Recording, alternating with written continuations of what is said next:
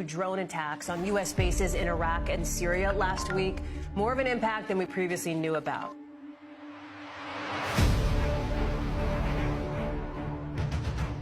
Right now, these U.S. warships are gathering in the region. There's the second aircraft carrier group set to arrive really any day.